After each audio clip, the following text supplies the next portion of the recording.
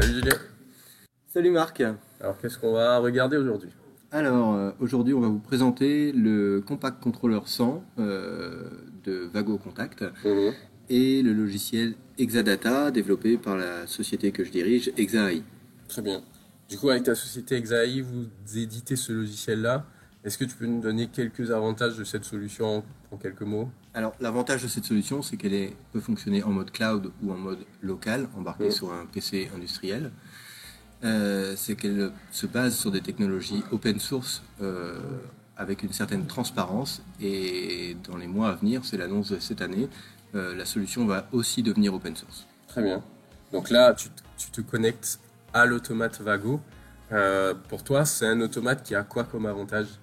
Alors, ça a l'avantage d'être un compact controller, donc un automate avec des entrées-sorties d'intégrer, de pouvoir rapidement développer sur une machine, sur une petite installation, mais au-delà de simplement faire de la logique, il embarque toutes les fonctionnalités et toute la performance du système Vago éprouvé ces 5 à 10 dernières années, et notamment un OS ouvert basé sur du Linux, des fonctionnalités comme l'Ethercat, le PCUA, le MQTT, la manipulation des fichiers, et un large éventail de bibliothèques, notamment des bibliothèques SQL, MQTT, HTTP.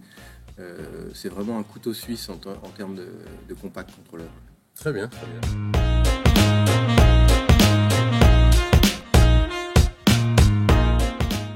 Alors du coup, est-ce qu'on peut voir déjà comment est-ce que tu configures l'automate, la première partie de la démo?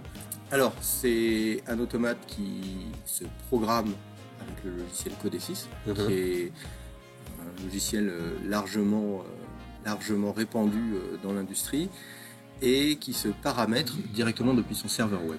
Donc tout ce qui est vraiment paramétrage, adresse IP, connexion à un serveur VPN par exemple pour pouvoir y accéder à distance, connexion du connecteur MQTT vers un broker, paramétrage de l'heure, réglage des fonctionnalités de routage, il y a un routeur intégré.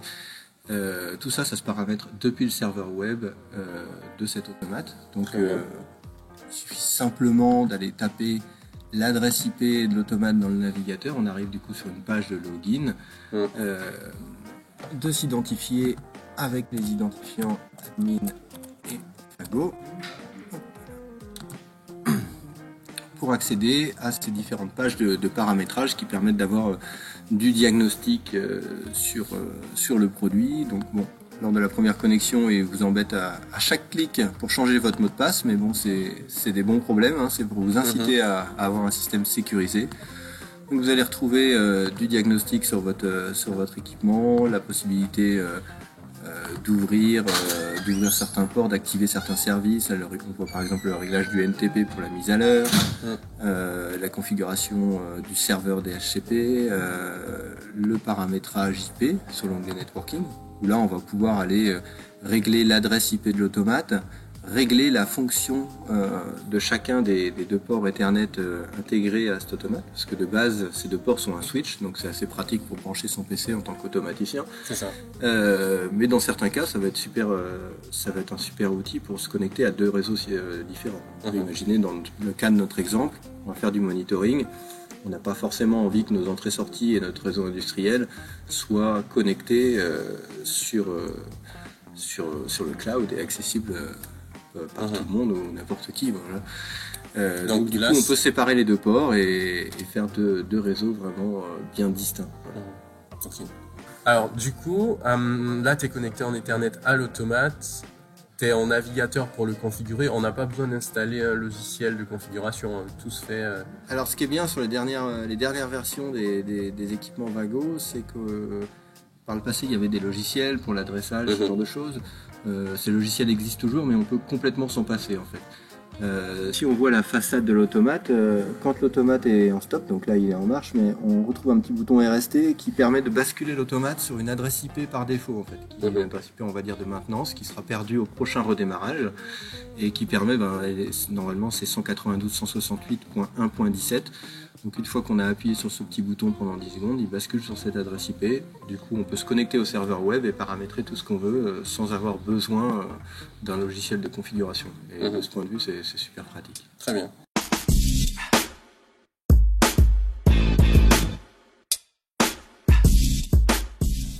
Donc là, après, ouais, tu bascules sur ton interface web directement. Voilà. Qu'est-ce que tu as besoin de faire pour remonter des données vers d'autres systèmes? Alors, dans le cadre de notre exemple, on évoque justement le MQTT. Il faut pouvoir connecter notre automate à un broker MQTT.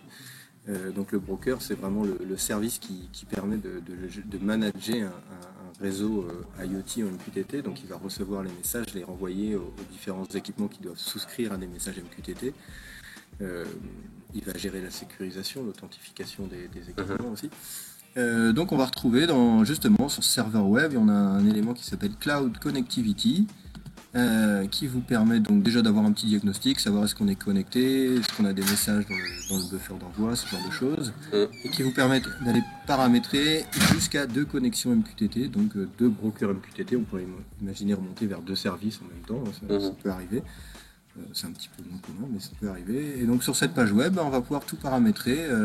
La plateforme sur laquelle on veut se connecter, hein, bien évidemment, il n'y a pas que le service que je propose. Hein, donc il y a aussi des authentifications toutes préfabriquées si on veut se connecter au cloud d'Amazon, d'Azure, le cloud de Vago, voilà.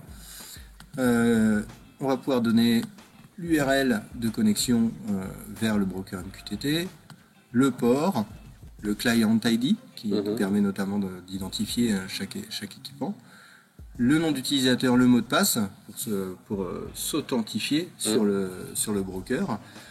Si jamais on a une authentification avec un système de certificats, on peut aussi charger les certificats. Et on va pouvoir utiliser aussi, activer un système de cache qui permet de mettre en cache les messages en cas de perte temporaire de connexion. Donc il y a 2 systèmes de cache sur le Vago, soit en RAM, soit directement sur la flash. La flash, c'est la carte mémoire, c'est ça? Alors ouais, je sais plus, j'ai un petit doute. Oui, si, c'est sur la carte SD, exactement. Très bien. Voilà. Et ok, donc ça, on configure l'automate comme client MQTT qui va publier de la donnée sur un broker. C'est ça. C'est un point très important pour la sécurité parce que c'est l'automate qui a l'initiative de la connexion et lui, il a besoin uniquement d'un accès à Internet. Et justement, l'automate n'est pas ouvert sur Internet. D'Internet, on ne peut pas venir vers lui. C'est lui qui a l'initiative de se connecter vers un service. Donc, c'est déjà un très bon point de se connecter dans ce sens.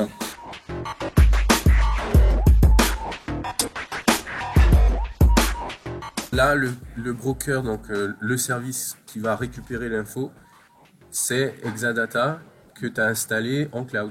Exactement. Dans le cadre de ce démonstrateur, on le fait sur la version cloud d'Exadata qui est hébergée chez OVH, un hébergeur français. L'instance d'Exadata dispose d'un broker MQTT auquel on va connecter nos différents équipements. Donc ça peut être une carte électronique, un automate d'une marque ou d'une autre. Là, dans ce cas-là, c'est un automate Vago qui se connecte au broker MQTT d'Exadata. Et le broker MQTT va échanger justement avec notre application Exadata pour valider que l'équipement est bien autorisé à se connecter, qu'il est bien autorisé à publier des messages sur le MQTT. C'est ça. Voilà. Ok. Très bien.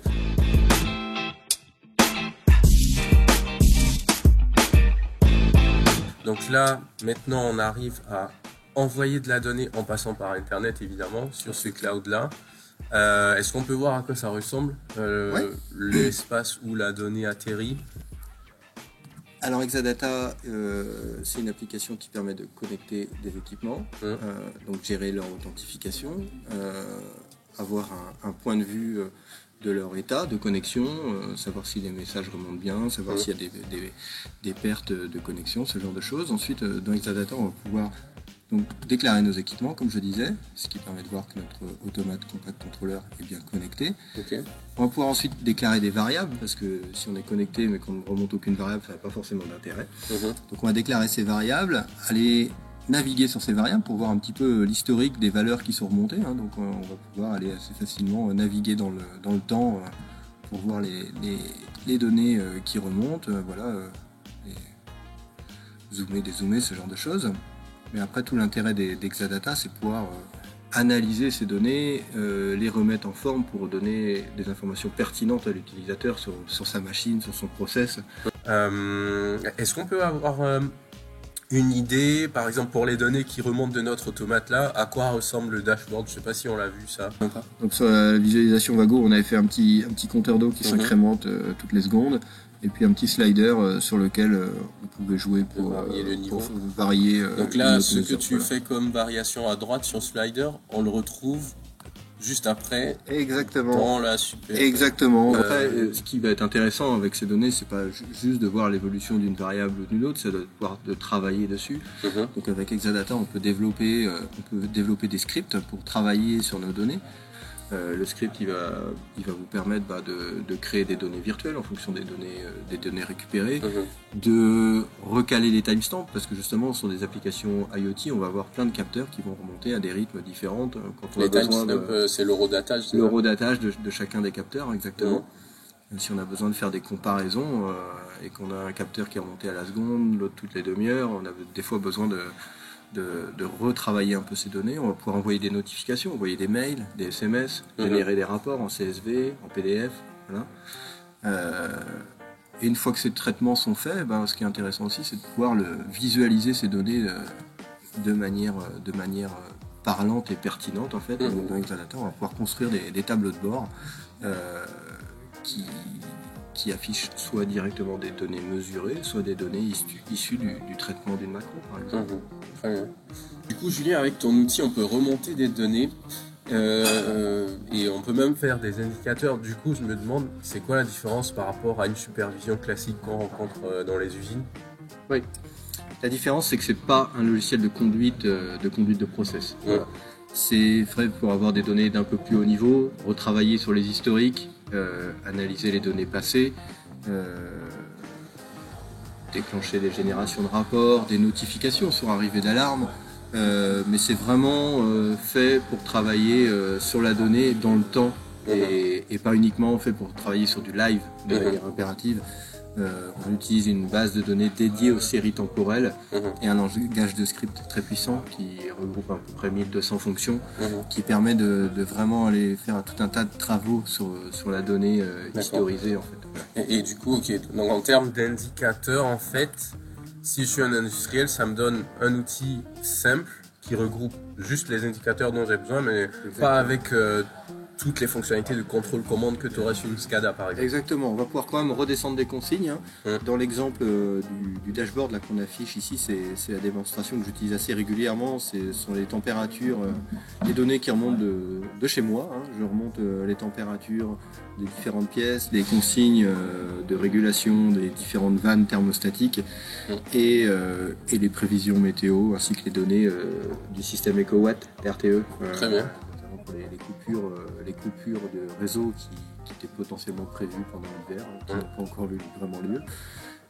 Voilà, ici par exemple on a fait un petit dashboard avec un visuel de fond pour que ce soit un peu esthétique. On représente directement les actionneurs, les vannes thermostatiques des chauffages. Une petite carte de chaleur sur les prévisions EcoWatt, des tuiles avec juste des valeurs pour les prévisions météorologiques. Des historiques de courbes qu'on peut synchroniser ensemble. Si jamais on a besoin de zoomer sur une courbe et on a envie que ça ajuste automatiquement le zoom de la courbe suivante, ça permet de suivre différentes échelles, différents indicateurs.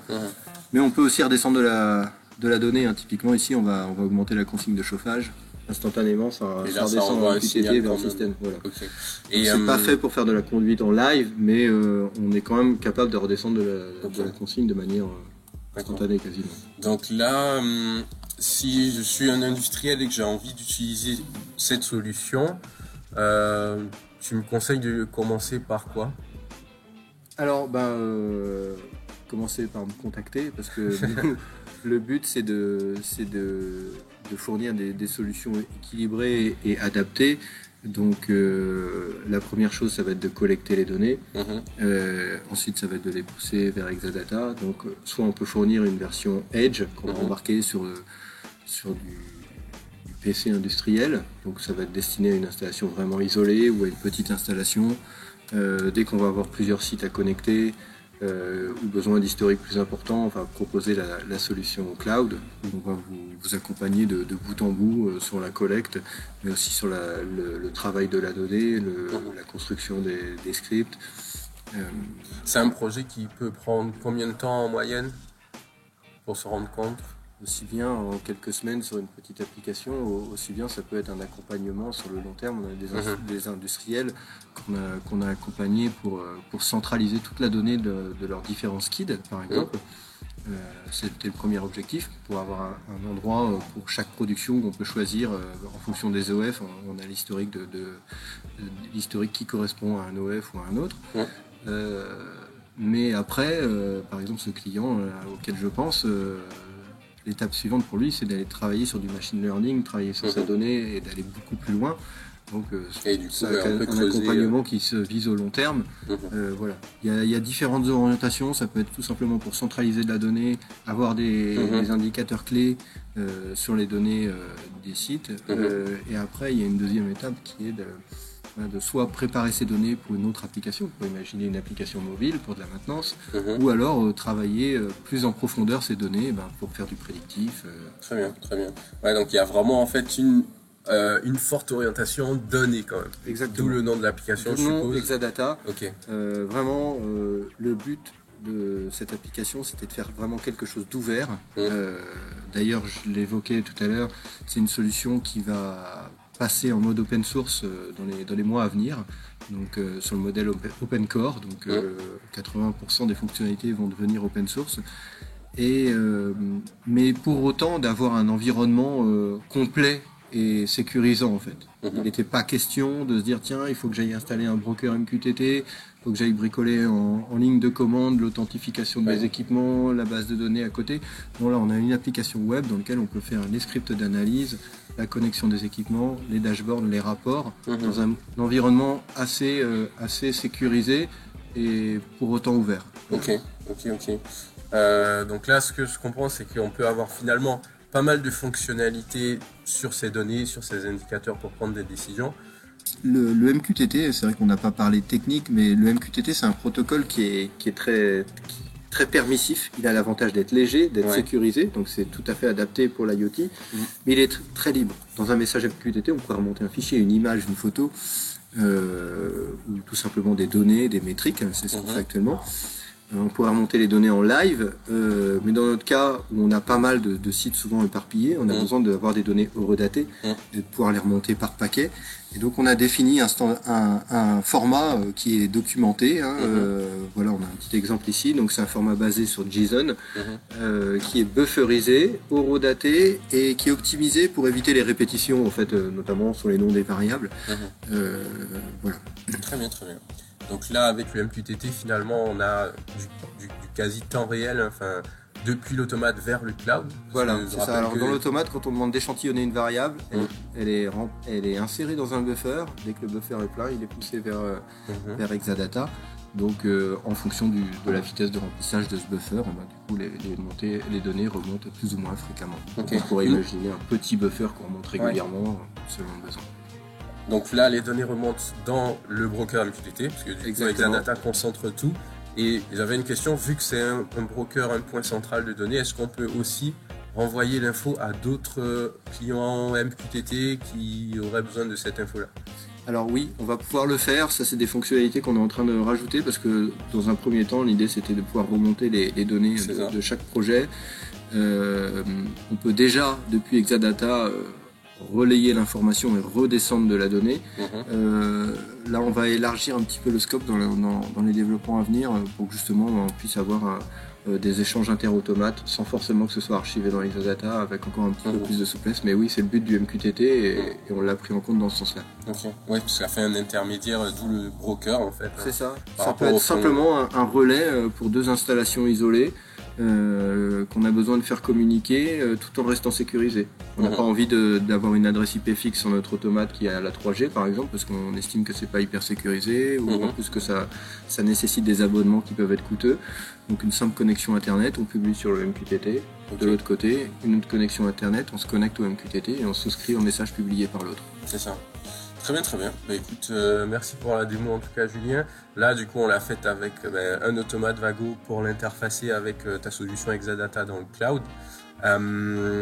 Pour d'autres personnes qui voient cette démo et qui seraient intéressées pour en discuter, est-ce que on peut mettre ton contact en description? Avec plaisir, avec Ok. plaisir. Nous, on peut assister nos clients dans la globalité du projet, de l'équipement à la partie monitoring. On peut aussi former nos clients juste sur la partie Exadata pour les rendre autonomes. On peut se connecter à des équipements Vago, à d'autres équipements basés sur Codesys, parce que Codesys c'est une de nos spécialités les plus importantes. On a Exadata et Codesys en termes de compétences chez ExaAI.